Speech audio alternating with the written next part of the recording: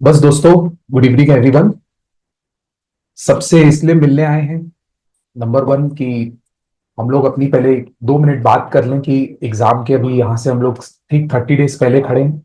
तो what should be the mind set for the rest of the 30 days.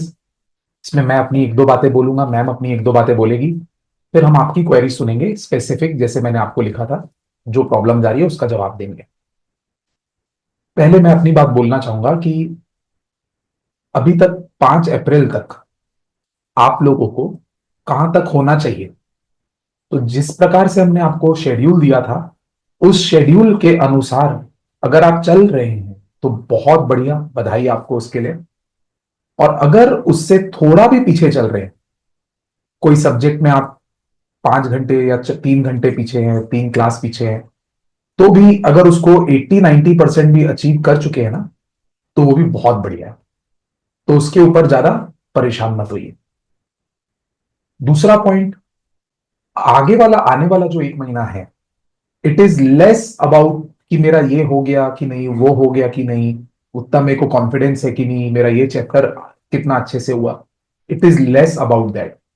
अगला 1 महीना मैं आपको प्रिकॉशन दे दूं, माइंड गेम्स का काम है पूरा अगला 1 महीना। जो जो प्रेशर आज तक नहीं आए हैं, हो सकता है वो एकदम एंड टाइम में आए, जैसे जैसे एग्जाम सामने आती है। अपने को बस एक ही कोशिश करनी है कि उस प्रेशर पे कमजोर नहीं होना है दोस्तों। वो प्रेशर आपको और मेहनत करने के लिए मजबूर करता है तो बहुत अच्छी बात है, बट वो प्रेशर के कारण आप पढ़ाई से मन खट्टा हो जाए, वैसा वाला काम नहीं करना दोस्तों। कईयों के साथ होता है दोस्तों, 10 साल से देख रहा हूं। सर बहुत अच्छा पढ़ रहा था, मेरा पीएल का पहला महीना भी बहुत अच्छा गया था, बट बीच बीच में मेरे को इतना एग्जाम की एंग्जाइटी हो गई, इतना डर बैठ गया कि सर अब मैं कंसंट्रेट नहीं कर पा रहा हूं। तो वो जो एक थिन लाइन है ना बेटा, उससे बचना है। डर जो है, एंजाइटी जो है, वो एक प्रकार, एक हद तक आपको पढ़ने पे मजबूर करती है, विच इज गुड एंजाइटी। और एक लेवल के बाद ना, कुछ नहीं करने की मतलब वो आ जाती है स्थिति कि मन नहीं हो रहा है। उससे बचना है बेटा। और इंपॉर्टेंट क्या है, आने वाले महीने में आपने जितना भी सोचा है अचीव करने का, अगर आप उसका 50, 60, 70% भी अचीव करते हो, तो इट्स 100% फाइन। 100% फाइन। पर दिमाग खराब हो गया ना, मन खट्टा हो गया ना, तो सीधा 50, 60, 70% छोड़ो, कुछ नहीं पढ़ोगे, नेगेटिव में चले जाओ। तो अपने दिमाग का ख्याल रखना है पहले, अपने को मेंटली स्ट्रांग रहना है। बाकी तो आपकी जो स्पेसिफिक प्रॉब्लम है, आप मेरे को सर ये सब्जेक्ट में ये चैप्टर को कैसे करूं, करके जाऊं कि नहीं, ये सब बातों का तो मैं जवाब दे दूंगा आपको। But everything comes number 2। First point is positive mindset. Please उसको बचाओ। और दूसरा last point before I hand over to ma'am, मेरी एक रिक्वेस्ट है आपसे। अभी तक तो आप लोग अपना शेड्यूल फाइंड कर लिए होगे कि what works for you, what does not work for you. कई लोगों को समझ में आ गया होगा कि मेरे को रात को पढ़ने में बैठने से फायदा हो रहा है, कई लोगों को सुबह उठने की आदत हो गई होगी। बट स्टिल अगर अभी कोई स्टूडेंट कंफ्यूज्ड है कि वो कितने समय पढ़ पा रहा है, कितने समय नहीं पढ़ पा रहा है, तो मैं आपको आज भी आखिरी बार बोलूंगा कि कम से कम इस महीने ही सही, अप्रैल, आप सुबह 4, 4:30, 5 बजे उठना चालू कर दो दोस्तों। भले ही उसको मेकअप करने के लिए आप दोपहर को आधा घंटा सो जाओ, दोपहर को 10, 11 बजे भी एक बार सो जाओ, झपकी ले लो, इट्स फाइन। पर जो आप 4, 4:30, 5 बजे उठ के ऑडिट और एसएम वगैरह पढ़ोगे ना, थ्योरी पढ़ोगे ना, लॉ पढ़ोगे ना, उसका अलग ही कॉन्फिडेंस और बैठेगा बेटा दिमाग में। अब आपको मेरी बात तब नहीं सुननी है जब आप अपने शेड्यूल से बहुत खुश हो। आपके शेड्यूल के हिसाब से अगर आप 10, 12 घंटे पढ़ ले रहे हो ऑलरेडी, तो मेरी बात को नॉट एप्लीकेबल। बट अगर आप कंफ्यूज हो थोड़ा भी, तो सुबह जल्दी उठ के बहुत सारी प्रॉब्लम सॉल्व हो सकती है। और उसका आपको लगेगा कि सर मैं सुबह जल्दी उठ जाता हूं ना, तो मेरे को बहुत ड्राउजीनेस लगती है, पूरा दिन टेबल पे ही तो बैठना है। तो बीच में आधा आधा घंटे का 2 बार सो जाना ना बेटा, क्या दिक्कत है। ये मेरे को शेड्यूल के ऊपर बोलना था। और लास्ट बात, कॉस्टिंग में वाउचिंग करना है उन क्वेश्चंस में जिसमें आपको कॉन्फिडेंस है, पर कैलकुलेशन करके वाउचिंग करना है। सिर्फ आंसर कैसे आया ऊपर ऊपर से नहीं, कैलकुलेशन, कैलकुलेटर जरूर चलाना है। फॉर्मूला एकदम ध्यान में रख के चीजों को पढ़ना है। हैंडिंग ओवर टू मैम, फिर उसके आपके क्वेश्चंस उठाएंगे दोस्तों। Hi everyone. First of all, 1 month हो गए हैं, so be happy about it. Just 1 month to go. And then वो एग्जाम के 15 डेज तो डोंट काउंटेड, क्योंकि वो ऐसे ही चले जाते हैं। तो अब सिर्फ एक ही महीना बचा है। जैसे सर ने बोला, कई लोग इस एक महीने में त्रस्त हो जाते हैं एक्चुअली, थोड़े से त्रस्त फील करने लगते हैं कि यार ये क्या है, ये एक ही एक मतलब पढ़ रहे लाइफ एकदम एक सी हो गई है। और प्लस बाहर का एनवायरनमेंट हो सकता है, कई लोग एंजॉय कर रहे हो, कई लोग कुछ कर रहे हो, but just 1 month is left. तो एक महीना अगर पढ़ लिया ना, तो आपके पूरे आगे के 3 साल सॉर्टेड है, until and unless there CA final कमगा। तो सिर्फ एक ही महीना बचा है, अच्छे से पढ़ना है। मैं क्लास में भी बोलती थी, अभी भी वापस बोलूंगी कि अब आवर्स बढ़ाना शुरू कर दो। देखो, आप लोगों को लग रहा होगा कि पढ़ाई सही चल रही है, everything is good, still I would suggest hours बढ़ाना शुरू कर दो। अगर पहले 10 घंटा पढ़ते थे, तो अब 12 घंटा अपने आप पढ़ना शुरू कर दो। जैसे कि 2 घंटा अब अपने आवर्स बढ़ा लो, क्योंकि it is the need of the hour. अभी एक बार आप लोगों का सेल्फ असेसमेंट हो जाना चाहिए कि कितना कोर्स बचा है और कितना कोर्स अभी हो चुका है, in terms of weightage as well.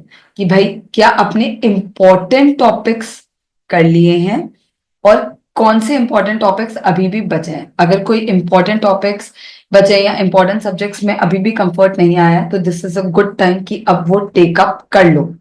Everything else behind वो टेक अप कर लो, इंपॉर्टेंट टॉपिक्स या इंपॉर्टेंट सब्जेक्ट जो जहां पर लेक्यूना चल रहा है। मॉक टेस्ट पेपर शुरू होने वाले हैं, पहले भी बोला था, अभी भी बोलूंगी कि मॉक टेस्ट पेपर देना ही है, भले तैयारी नहीं हुई हो। 50% भी तैयारी हुई है तो उतना ही मानकर चलो कि आपका 50 मार्क का ही पेपर है। वो 50 मार्क में कितने आ रहे हैं वो देखो, बट मॉक टेस्ट पेपर देना ही है, बिकॉज उससे जो कॉन्फिडेंस आता है of coming to excel, sitting here for 3 hours, having that environment of giving an exam, and also you understand कि अभी भी आप कहाँ कहाँ पीछे हो और कहाँ कहाँ बेटर कर सकते हो। Don't stress, eat healthy, sleep, but keeping in mind the schedule, keeping in mind कि आपकी पढ़ाई हो रही है कि नहीं। जस्ट 1 मंथ है, सो इट्स ओके अगर आप लोगों ने थोड़ा बहुत स्लीप को ऊपर नीचे कर लिया। बट हाँ, जब भी ऐसा लग रहा है कि अब माइंड वर्क नहीं कर रहा, वहां पर जैसे सर ने बोला, वहां रेस्ट ले लो। और कोशिश करो 2 से 5 के बीच कोई रेस्ट ना हो, बिकॉज 2 से 5 आपका एग्जाम टाइम होने वाला है।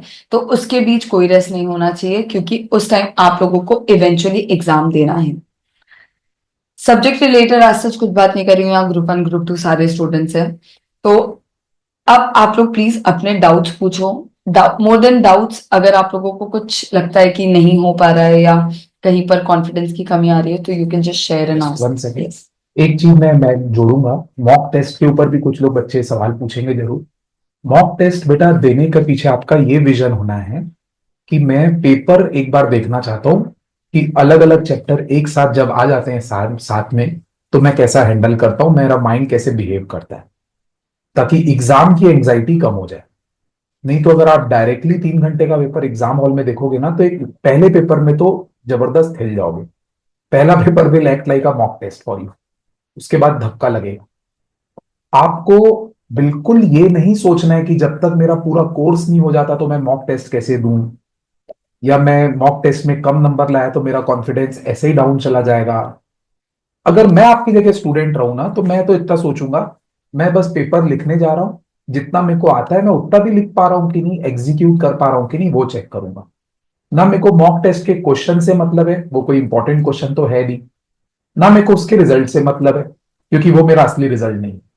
बस मेरे को वो प्रोसेस से अंडरगो करना है कि पेपर लिखने के टाइम में फील कैसा करता हूं, पेपर देख के मैं बिहेव कैसा करता हूं। और हम यहाँ पे कितना भी समझा दे आपको, पेपर देख के आप जो फील करोगे ना, वो रियलिटी बताएगा आपको। और उससे आपके एग्जाम में जितने भी नंबर वैसे आने वाले थे ना, उससे 5-10 नंबर ज्यादा आएंगे। और कम से कम एग्जाम का एक्सपीरियंस जो है वो थोड़ा कम डरावना हो जाएगा आपके लिए। तभी बेटा, मॉक टेस्ट में आऊं कि नहीं आऊं के लिए ना, अपना जजमेंट पढ़ाई का कितना आता है, कितना कोर्स बाकी है, उसमें आपको कितने मार्क्स मिलेंगे, ये सब मत सोचना। वो डिसएडवांटेज है मॉक टेस्ट का। और जो एडवांटेज है मॉक टेस्ट का वो मैं आपको बताया, उस एडवांटेज को ध्यान में रख के मॉक टेस्ट देने आओ। प्लीज कोशिश करिए, रायपुर आके एक्सेल में बैठ के देके जाइए।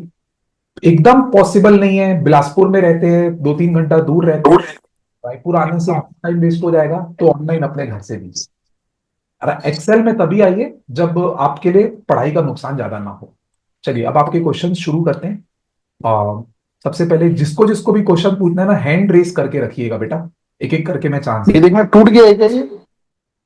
इसमें देखना इसको बन जाएगा तो। Thank you. Sanjay sir, you want to guide something in brief, 2-3 minute में?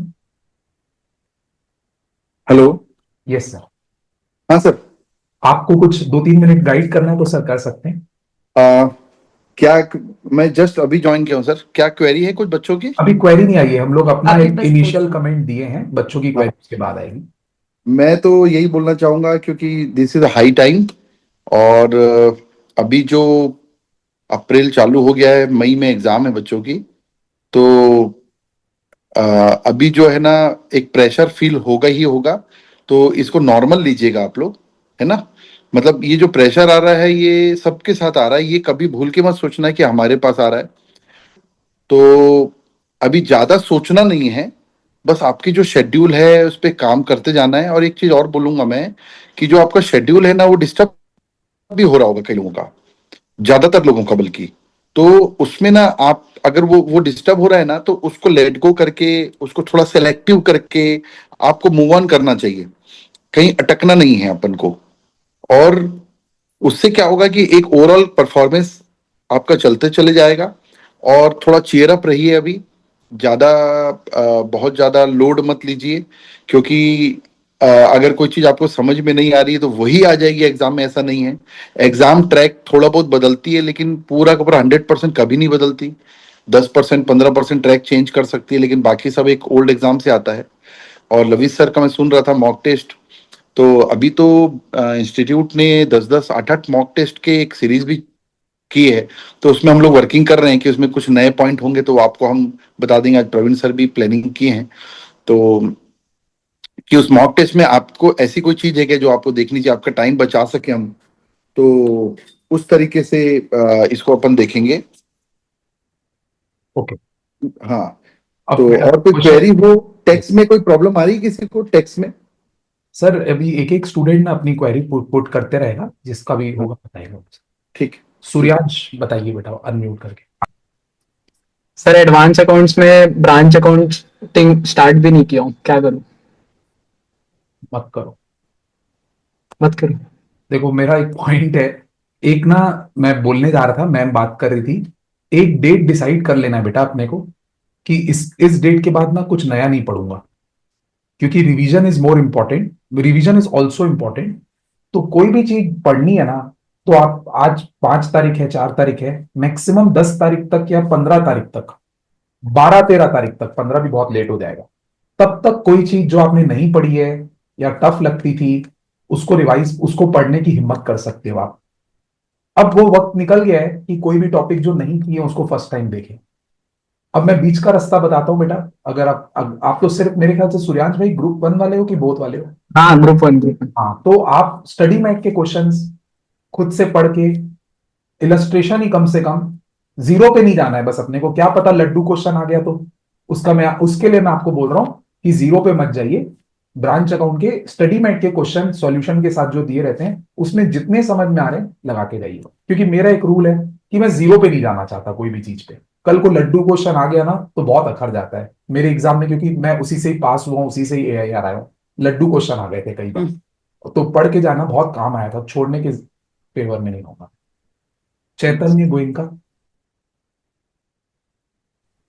Sir, I have a doubt that what should be our approach, that first we should solve the MCQ part and then move to descriptive, or first the descriptive part and then start MCQ? See, इसमें do not even have a doubt about it. Starting के जो 15 minutes मिलते हैं, उसका 10 minute you have to spend on MCQ.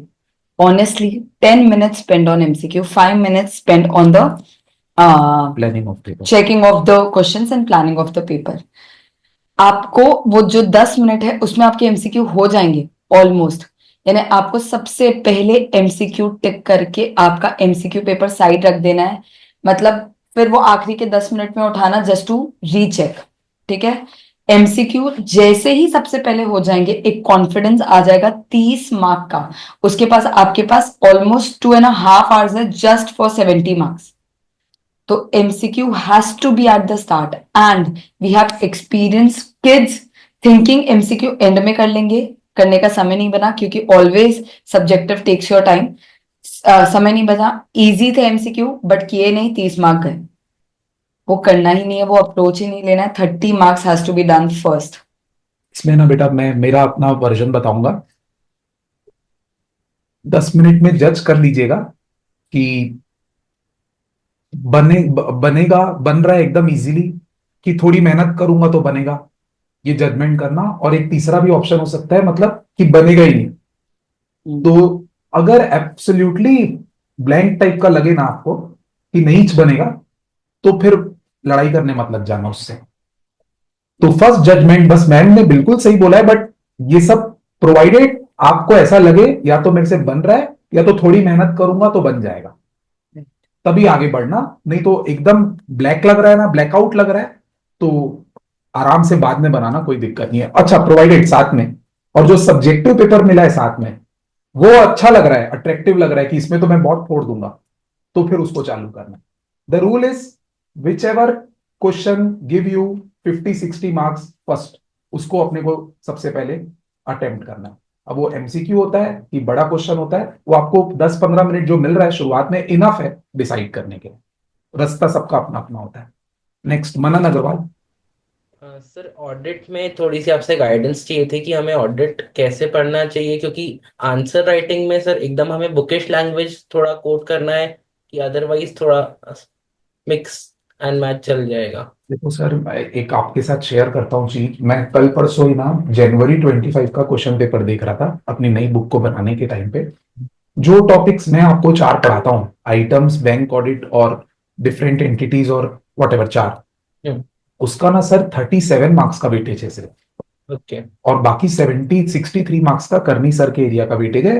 In fact 63 नहीं बोलूंगा मैं, 80 marks का बोलूंगा, क्योंकि 118 नंबर के पेपर में मेरा 37 मार्क्स था। जी सर। तो बेटा मेरे जो टॉपिक के क्वेश्चन है ना, वो ज्यादातर मैं देखा डायरेक्ट क्वेश्चन आए थे बेटा। हम्म। तो आप मेरी नोट्स को ही बार बार पलटा दोगे ना, तो जी। किसी भी टाइप का क्वेश्चन मेरे एरिया का बन जाएगा। ऐसा मेरे को अपने पोर्शन में देख के लगा। पर करनी सर के क्वेश्चन में मैंने देखा कि एकदम केस स्टडी टाइप की बड़ी बड़ी सिचुएशन दी हुई है, और आखिरी की 2-3 लाइन में क्वेश्चन की रिक्वायरमेंट दी रहती है। तो वो आखिरी की 2-3 लाइन को देख के आपको जज करना है कि कौन से पॉइंट पे क्वेश्चन पूछ रहा है। और ऐसे वगैरह का नाम क्वेश्चन में लिखा हुआ रहेगा। तो उस ऐसे का जो मेन कंसेप्ट है, जो आप पढ़ के गए हो, क्योंकि आप बेसिक नोट्स पढ़ के गए हो, तो पहली पैराग्राफ आपको बेसिक कंसेप्ट लिख देना है, ताकि इंस्टीट्यूट को ये मैसेज मिल जाए कि आप कंसेप्ट सही लगा रहे हो और लैंग्वेज भी लॉ की लिखे हो। बाकी इतना पक्का है कि क्वेश्चन काफी न्यू रहेगा, उसके ऊपर अपन बहुत ज्यादा पहले से डिस्कस नहीं कर सकते। बस पता चल जाए कि कहां से क्वेश्चन है, कौन से टॉपिक से रिलेटेड है, और उस टॉपिक का जो मेन कंसेप्ट है आपको पहली पैराग्राफ में लिखना है। फिर फैक्ट्स के साथ एनालाइज करके कंक्लूजन लिखना है। थोड़ा फ्लेक्सिबल होके जाना, मेंटली प्रिपेयर होके जाना कि काफी कुछ ना उस दिन सब कुछ फर्स्ट टाइम फेस करना पड़ेगा। जो रट्टा मार के गए ना, वो बिल्कुल काम नहीं आने वाला। मैं आपको बता रहा हूं, बहुत चांस है इसकी। बहुत लकी हुए तो डायरेक्ट क्वेश्चन मिलेंगे आपको, पर 20-30 नंबर के क्वेश्चन एकदम पहली बार देखे हुए मिलेंगे सर। तो आपको उसमें जज करना है कि कौन से एरिया का क्वेश्चन है और उसका रिलेवेंट लॉ लिखना है सर। सर एक और डाउट था छोटा सा।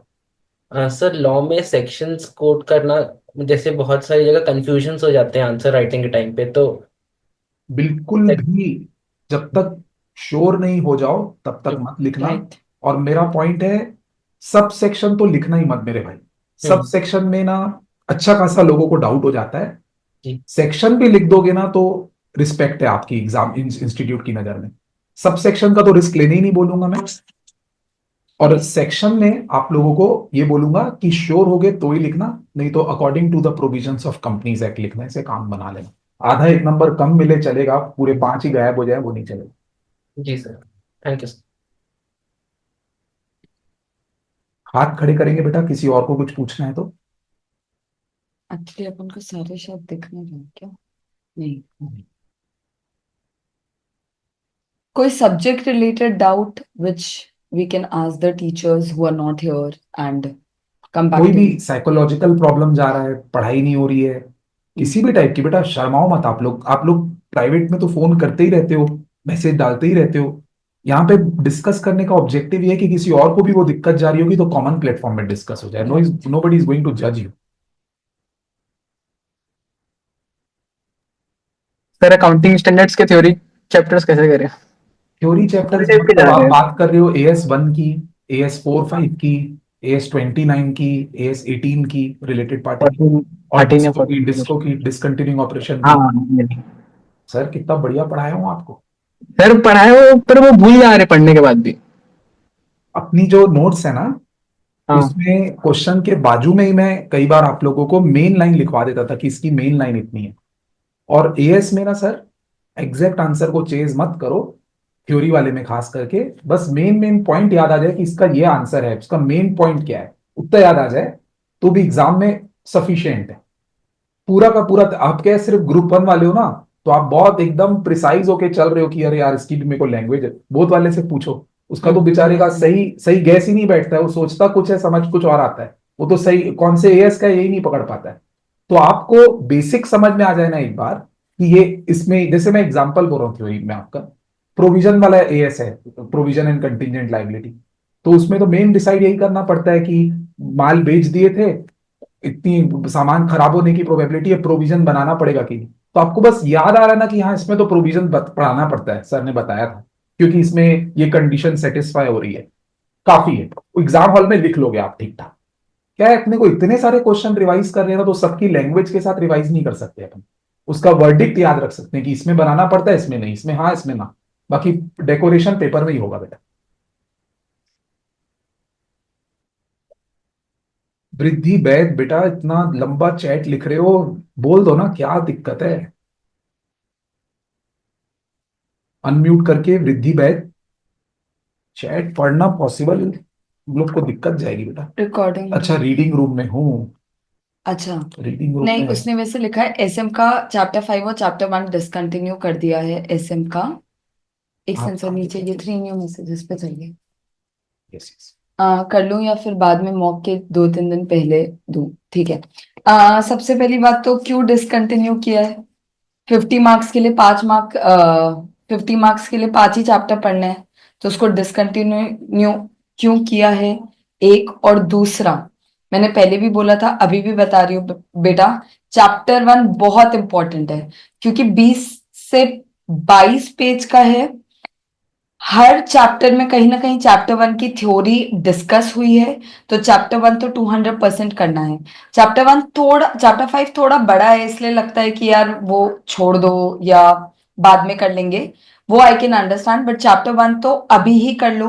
बहुत इजीली 2 दिन, 2 घंटे में, 2 से ढाई घंटे में वो चैप्टर 1 इजीली हो जाएगा। और चैप्टर 5 फिर मॉक के पास कर लेना, कोई दिक्कत नहीं है, बट पांचों के पांचों चैप्टर करने हैं, क्योंकि वो आपके लिए स्कोरिंग सब्जेक्ट रहने वाला है। I hope I answer your question. हाथ मनन खड़ा। वापस। हाँ। नहीं बोल रही थी, क्या? मैं वो नहीं बोल रही थी, आप थोड़ा गलत समझ लिए। मैं ये बोल रही थी कि मैंने अभी एसएम का सब्जेक्ट थोड़े दिन के लिए पढ़ना बंद कर दिया है। चैप्टर 5 और चैप्टर 1 बचा हुआ है, बाकी 3 चैप्टर हो गए वही हैं। मैं बोल रही तो हूँ, वो अभी कंप्लीट कर लूं मैं एसएम के लास्ट में। That's what I am saying कि अभी कर लो आप वो चीज, क्योंकि मॉक से पहले चैप्टर 1 चैप्टर 5 हो गया तो आपको एक कॉन्फिडेंस आ जाएगा पूरे एफएमएसएम पेपर में। समझ रहे हो? बिकॉज एफएम कहीं ना कहीं इतना ज्यादा लेंदी है कि कुछ ना कुछ छूट ही जाता है। तो अगर एसएम के ये दोनों चैप्टर भी हो गए ना, तो एसएम सॉर्टेड है। तो एफएमएसएम का जब मॉक टेस्ट पेपर दोगे, तो अगर एसएम 50 मार्क्स सॉर्टेड हो गया ना, तो कहीं ना कहीं कॉन्फिडेंस पूरे पेपर में आ जाएगा। ओके बेटा, मनन फिर से हाथ खड़ा किए तू यार, जी सर। बताओ। सर 1.5 डे जैसा टाइम है, जैसे तो उसमें सर कैसे पढ़ना चाहिए? बिकॉज फॉर एग्जांपल टैक्स ही है, तो उसमें जीएसटी और इनकम टैक्स दोनों है, और दोनों ही बहुत वास्ट है, और लॉ जैसा सब्जेक्ट है, तो उसमें सर स्ट्रैटेजी क्या रहनी चाहिए? सर इनकम टैक्स के बारे में बोलेंगे संजय सर आप पहले, मैं फिर बाकी के लिए बोलता हूँ। मे बी देवांश भाई आता हूं आपके पास। बेटा पहले हाथ खड़े करके रखो, देवांश भाई आप ना हैंड रेस करके रखो। मनन आपको पहले मैं बता रहा हूं, जी सर। आ, बहुत सभी के लिए बहुत काम की चीज है। अभी अभी आपको जो भी सब्जेक्ट आप पढ़ रहे हो, आपको आज ही डिसाइड करना पड़ेगा कि मैं कौन सा टॉपिक में इतना कॉन्फिडेंट हो गया हूं कि मैं उसको 1.5 दिन नहीं भी देखूं तो भी चल जाएगा। एग्जाम्पल के लिए बोल रहा हूं, कॉस्टिंग पढ़ने के टाइम पे आपको कॉस्ट शीट पसंद आ गया बहुत, joint product by product suppose पसंद आ गया बहुत, प्रोसेस कॉस्टिंग पसंद आ गया बहुत, तो कोई भी चैप्टर के या तो एक दो क्वेश्चन संभाल के रखो कि उसको देखूंगा या नहीं देखूंगा, जो सी कैटेगरी है वो नहीं देखूंगा। और पक्का इतनी रिस्क लेनी पड़ेगी, इतना भरोसा रखना पड़ेगा अपने ऊपर। और पेपर देने के आने के दिन पे शाम को 5 बजे पेपर छूटेगा, 6:30 तक आप पढ़ने बैठ पाओगे as the earliest.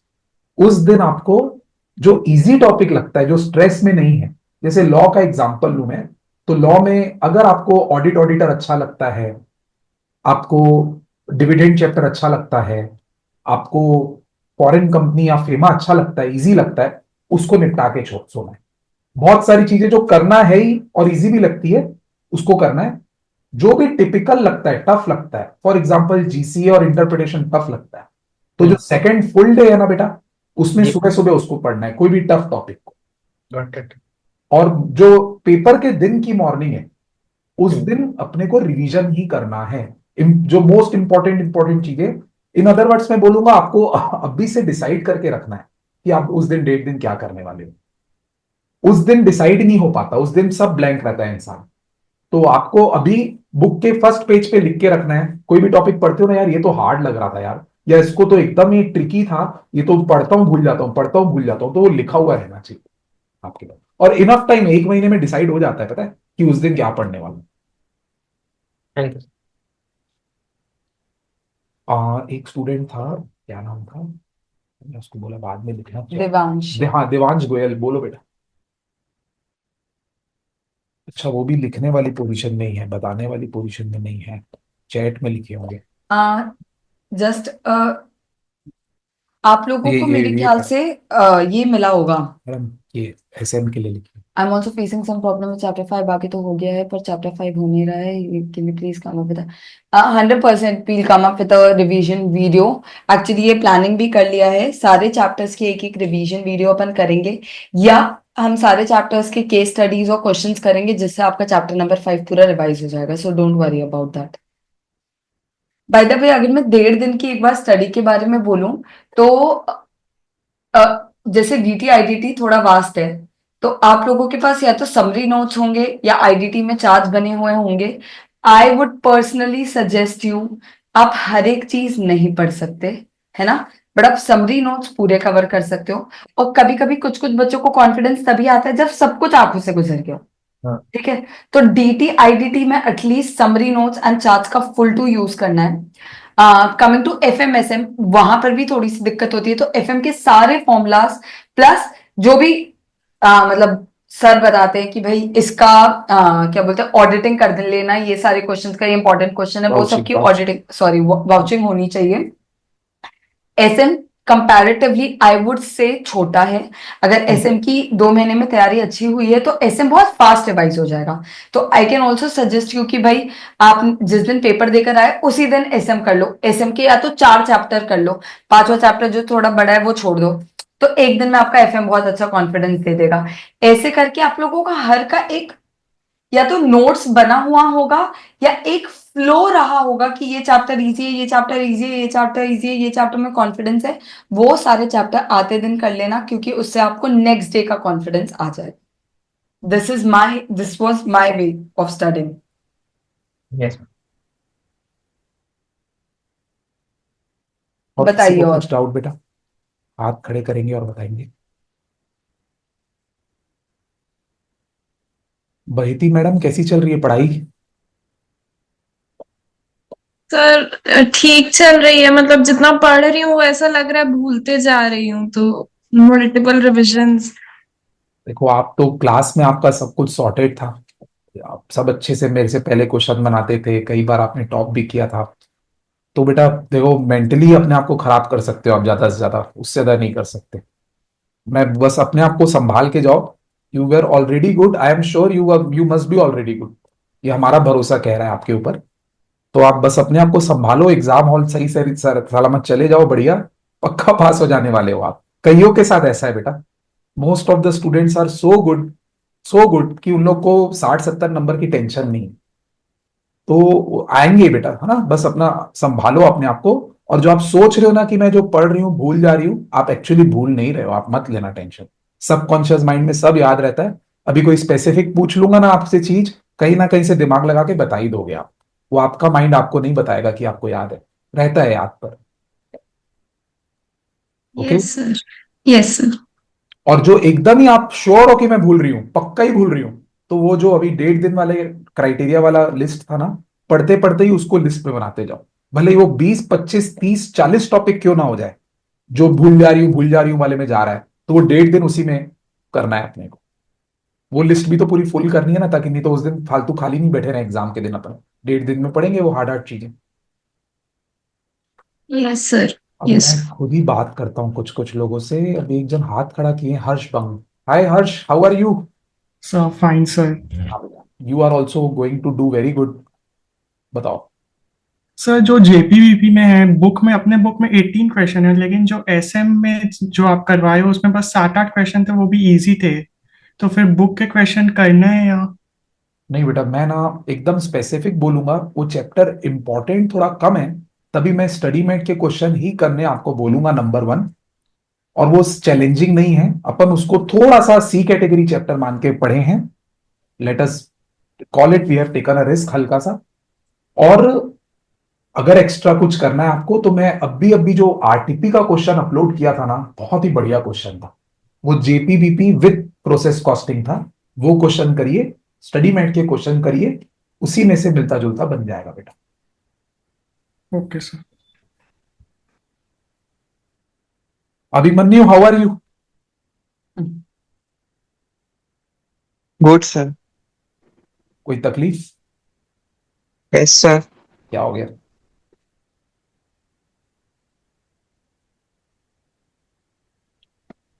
Yes sir बोले मतलब तकलीफ नहीं है कि क्या बोलना चाह रहे हो?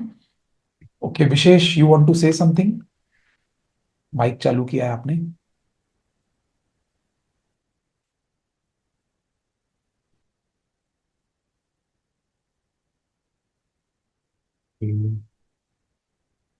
सरनजीत कौर। क्या? बेटा सिंगल दे रहे हो, बोथ दे रहे हो? Both group. हाँ हाँ, तो कैसी चल रही है पढ़ाई बेटा? अच्छी चल रही है सर, बस ऑडिट में थोड़ा पीछे है, बट हो जाएगा लग रहा है। पर रोज पढ़ते हो ना ऑडिट, हम लोग जैसे बोले थे आपको? Yes sir. रोज पढ़ना बेटा ना उसको, सबके साथ ओमनी प्रेजेंट रहेगा, वो सबके साथ रहेगा, वो रोज पढ़ना है ऑडिट को। Shanvi Agarwal, yes sir. कैसी चल रही है पढ़ाई बेटा? सर अच्छी चल रही है, पर जैसे ऑडिट वगैरह में कॉन्फिडेंस नहीं आ रहा है, मतलब क्वेश्चन देखने से बहुत ऐसे पिन पॉइंट पूछ रहा है लग रहा है। अरे, तो जो एरिया में ऐसा होगा, सब जगह तो ऐसा नहीं होगा बेटा, उसको पॉइंट हाँ, आउट वो जैसे कुछ ऐसेज हैं जो नहीं हो रहे हैं उसमें।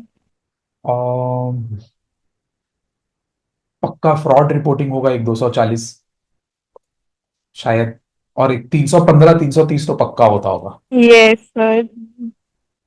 ठीक है ना बेटा, आपको पता तो चल गया है कम से कम कि यही 5 ऐसे हैं, यही 4 ऐसे हैं, यही वो क्वेश्चन है जो मेरे को नहीं समझ आ रहा है। उस दिन 1.5 दिन में पढ़ना उसको अच्छे से। बाकी तो सॉर्ट तो करके रखो कि सर 40-50 मार्क्स का आता है, इसको मैं ज्यादा ध्यान नहीं दूंगी। बाकी जो 40-50 का नहीं आता उसको डबल ध्यान देना है। और आपको तो मैं बोला ही हूँ, रोज पढ़ना है ऑडिट को। और अभी हम लोग मिड में हैं, अभी इतना हम लोग को निराश नहीं होना है कि हम लोग से नहीं हो रहा है। अभी तो आधा आधा पीएल गुजरा है ना, आधा पीएल तो बाकी है ना। 27-28 अप्रैल तक है बेटा पीएल, कोई टेंशन नहीं है। उसके बाद आप अकाउंट्स में लगोगे। तो वर्क इन प्रोग्रेस है, मैं ऐसा बोलूंगा आपको ऑडिट। और आप स्पेसिफिकली ऑडिट बोल रहे हो, मतलब मैं अज्यूम कर रहा हूँ बाकी में दिक्कत नहीं जा रही है आपको, राइट? हाँ, एज सच मतलब इतनी ज्यादा कोई दिक्कत नहीं, हाँ, आपकी मतलब पढ़ाई थोड़ा तो अच्छी चल रही होगी, आप टेंशन मत लो, होने वाला है अपना बुक। और बेटा वत्सल, क्या हाल है मेरे भाई? सर ठीक है, बस लॉ में थोड़ा दिक्कत है कि सेक्शन वगैरह याद नहीं होते। क्लास में तो याद सेक्शन होते थे नंबर हम लोगों वगैरह को यार।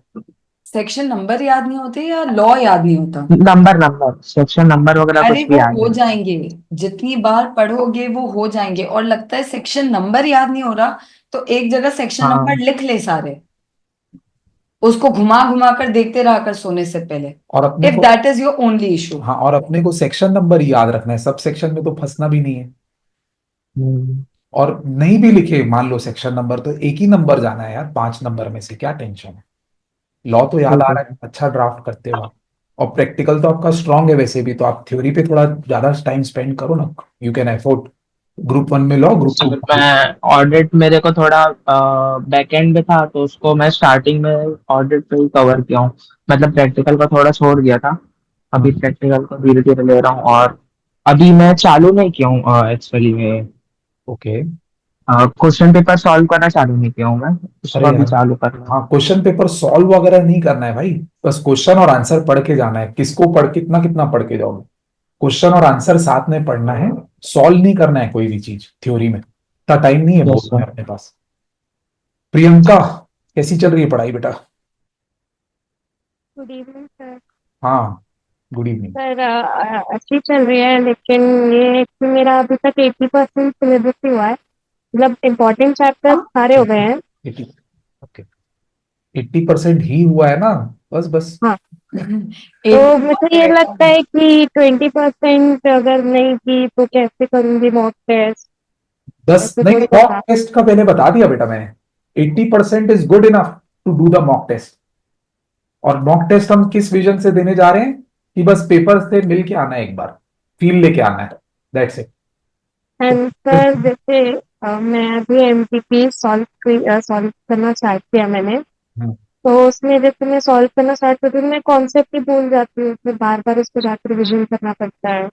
नहीं बेटा, सब क्वेश्चन में थोड़ी ना भूल रहे होगे। कुछ कुछ में भूल रहे मोस्टली। होगे, कुछ कुछ में भूल रहे होगे, और आप ऐसे समझो कि आप मॉक टेस्ट पेपर से लर्न करने बैठे हो। नहीं बेटा, देखो, कोई पेपर ऐसा नहीं होगा एग्जाम हॉल के दिन तक भी ऐसा नहीं होगा कि जो पूरा बनेगा आपसे ना।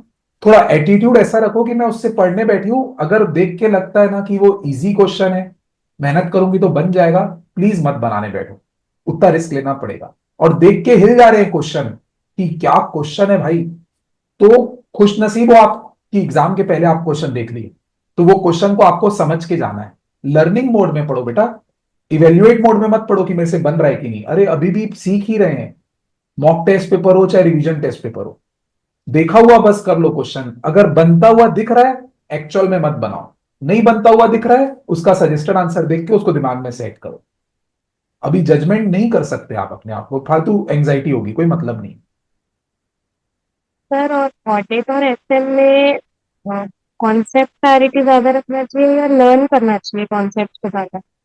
ऑडिट और रट्टा मारना चाहिए या नहीं कॉन्सेप्चुअल बेटा, रट्टा क्लैरिटी नहीं ज्यादा? मार सकते। रट्टा नहीं मार सकते, और पूरी लैंग्वेज याद नहीं भी रह सकती है। एंग्जाइटी मत लो। आप ऐसा समझो कि बस मेरे को अभी समझ में आ गया, मैं ओन वर्ड्स में लिखूंगी और मीनिंगफुल लिखूंगी, सारा कंसेप्ट कवर हो जाएगा मेरे लिखने से।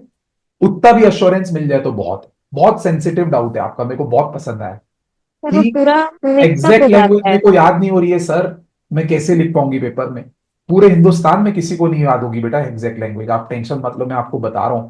टेंशन मत लो, नहीं होगी एग्जैक्ट लैंग्वेज। आप सब्सटेंशियली आपका आंसर लॉ के साथ मैच होना चाहिए, उतना ही अपने आप से एक्सपेक्ट करो। उतना कर पा रहे हो ना, तो एंग्जाइटी मत लो। सबको आंखों के सामने से बस एक बार गुजारना है अपने को कि ये ऐसा ऐसा है।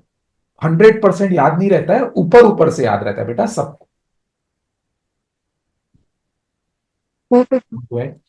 एसएम में तो प्रियंका आई थिंक कि माय पर्सनल व्यू पॉइंट, हमेशा हेडिंग याद होनी चाहिए। उसके अंदर अंदर के दो कंसेप्चुअल पॉइंट याद होने चाहिए, वो भी रटे हुए नहीं, जस्ट कंसेप्चुअल पॉइंट। और फिर आपको आपका पर्सपेक्टिव आंसर देना है।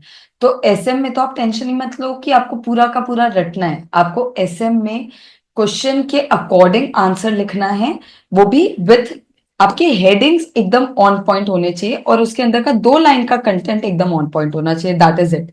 वो भी रटा हुआ नहीं, आपके कंसेप्चुअल क्लैरिटी से वो 2 पॉइंट आना चाहिए। ओके बेटा, अब मैं एक एक को, जिनको मैं पॉइंट आउट करके नहीं बुला पा रहा हूँ, माफी चाहता हूँ। बस मैं, जिनको कुछ पूछना है प्लीज पूछ लीजिए, पॉसिबल नहीं होगा सबको बुला के सब कुछ भी बात करना। Else we shall wind up the conversation.